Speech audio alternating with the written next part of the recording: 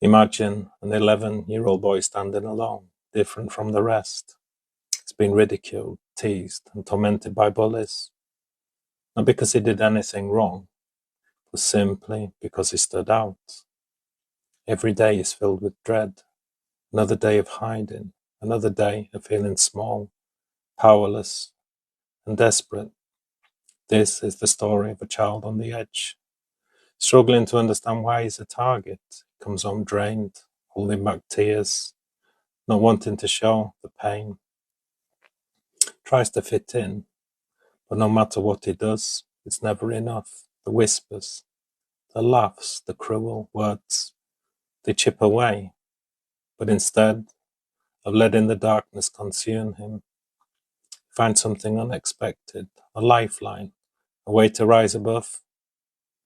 For this boy, Jujitsu becomes more than a sport, it becomes a path to finding himself, a way to build something stronger within.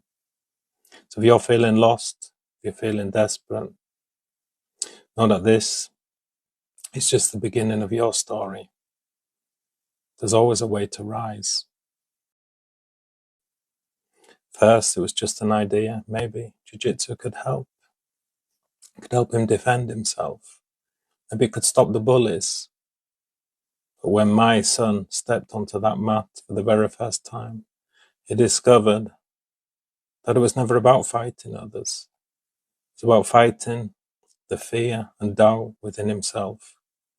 He learned how to fall, how to get back up, how to move with confidence. But the most powerful lesson wasn't in throwing punches or locking holds.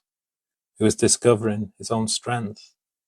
Jiu-Jitsu taught him discipline, focus, and resilience.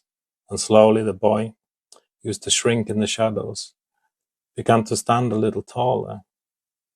The bullies noticed too. They saw the change. Not in his fists, but in his eyes.